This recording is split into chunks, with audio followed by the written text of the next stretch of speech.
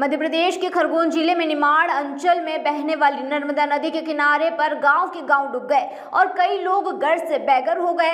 कसरावत विधायक सचिन यादव ने ग्राम नावड़ा तोड़ी सहायता का दौरा किया तो वहां के लोगों ने अपना दुख विधायक सचिन यादव को बताया। कसरावत विधायक सचिन यादव का कहना है कि सरदार सरोवर बांध के गेट किसके लिए बंद किए थे, क्यों बंद थे, किसका जन्मदिन मना रहे थे, यह सारी चीजों का जवाब सरकार को देना पड़ेगा। कौन जिम्मेदार है तय करना पड़ेगा। सरदार सरोवर बांध अपने ऐतिहासिक जल स्तर को छू रहा था। इस दौरान सरदार सरोवर बांध की चपेट में खरगोन जिले में बसने वाले नर्मदा तट के लोगों पर कहर टूट पड़ा था। सरदार सरोवर बांध के गेट बंद होने के कारण नर्मदा नदी का जल स्तर काफी बढ़ गया था। पानी छोड़ने के बाद भी शासन प्रशासन की ओर से नर्मदा तट पर रह रहे लोगों को कोई सूचना नहीं दी गई थी, जिससे नर्मदा का जलस्तर काफी बढ़ने से वहां पर रहवासियों को तबाह और बर्बाद कर दिया। कई लोगों के आशियाने उजड़ गए, खाने पीने का सामान, पशु जानवरों का चारा तक सब बर्बाद हो गया।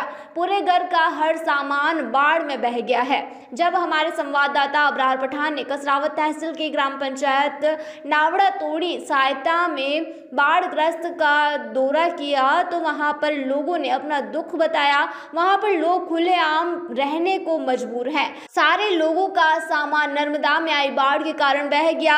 ना खाने का कुछ ठिकाना है, ना पीने का पानी मिल रहा है। कई जानवरों की मौत होने से पूरे गांव में बदबू फैल रही है, जिससे गंभीर बीमारी फैलने का अंदेशा लग रहा है। अब देखना यह है कि कब तक इन लोगों को खुले आसमान के नीचे अपना जीवन जीना पड़ेगा। देखिए, सबसे पहले तो मैं बता देना चाहता हूँ कि ये प्राकृतिक आपदा नहीं है, ये सरकार की निर्मित आपदा है। जिस प्रकार से जो कुशासन पिछले 18 सालों से मध्य प्रदेश में चल रहा है और उसी का परिणाम है कि आज इतने बड़ी तादाद में हमारे पूरे क्षेत्र में हमारे लोग प्रभावित हुए हैं, हमारे गांव प्रभावित हुए हैं।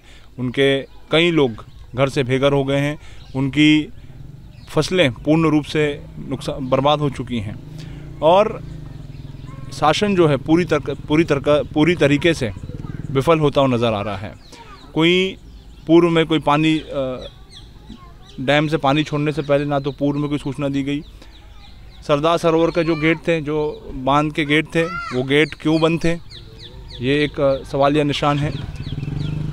किसका जन्मदिन मनाने के लिए सारी तैयारी की जा रही थी, ये सारे चीज़ों के जवाब सरकार को देने पड़ेंगे। कौन जिम्मेदार है, उसकी जिम्मेदारियां तय करनी पड़ेगी।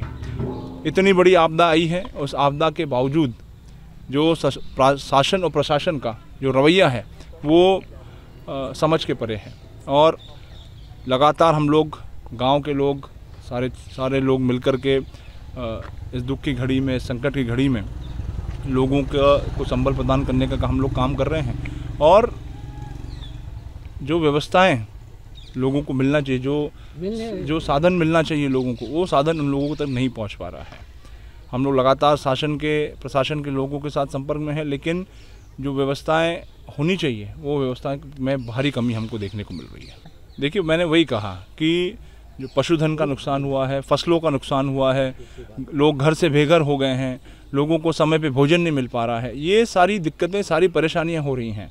अभी हमारे जो पटवारी साथी हैं वो पटवारी साथी हड़ताल पे हैं और आज से नहीं है, पिछले 28 दिनों से हड़ताल पे बैठे हुए हैं और उन 28 दिनों में सरकार की इतनी तानाशाही है कि प्रशासन का एक नुमाइंदा उनके पास चर्चा करने के लिए नहीं गया, उनकी बात सुनने के लिए तक नहीं गया है। और आज जो सर्वे अगर हो रहे हैं तो उस सर्वे में राजस्व के अधिकारी नहीं है, तो ये सारी समस्याएँ सामने हैं और आज दिनांक तक खेतों की सर्वे के लिए कोई बात नहीं हो रही, कोई दल गठित नहीं हुआ है। खेतों का जो इतना बड़ा नुकसान हुआ, जो फसलों का भारी नुकसान हुआ है, उसका सर्वे कैसे होगा, कब शुरू होगा, ये सारी समस्याएं आज हमारे सब ग्रामीण क्षेत्रों के सामने खड़ी हुई है। देखिए, हम लगातार शासन को बोल रहे हैं यहाँ की स्वच्छ पीने की पानी की व्यवस्था की जाए, यहाँ पर टैंकर उपस्थित करवाया जाए, भोजन की जो व्यवस्था है वो सुचारू रूप से चलाई जाए। साथ में जो है लोगों को सुरक्षित स्थानों पर उनके लिए राहत शिविर लगाने का राहत कैंप जो है उनके लिए लगाया जाए। लेकिन ये सारी चीज़ें कहीं ना कहीं नदारत हम लोगों को दिख रही है। नदी में जो खरगोन जिले के नर्मदा नदी जो आती है, महेश्वर बाढ़ जो भैंसवर साइड जो है पूरे ग्रामीण जो नावड़ा तोड़ी ग्राम है उसमें जो है इस कदर से बाढ़ आई थी, तबाही मचा के गई, पूरे आशियाने उजाड़ के गई।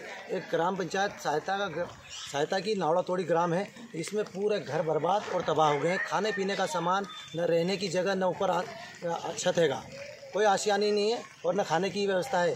वो मंजर आपको दिखाते हैं, इनसे बात करते हैं, इनका आशियाना उजड़ा है। क्या नाम लिखते हैं आप? गजानन केवट। तो क्या उस समय जो बाढ़ आई थी क्या हालात बने थे, कैसा मंजर था? ऐसा जैसे कि मंजर अपने सब गांव के गांव बह गए, जिनके बाद हम ढोरों के मवेशियों को ले जाके सड़क पे रोड पे आए। वहाँ पे कोई साधन नहीं था। हम तैरते हुए उन परिवार वालों को ऊपर गांव में जाने के रास्ते से चले गए।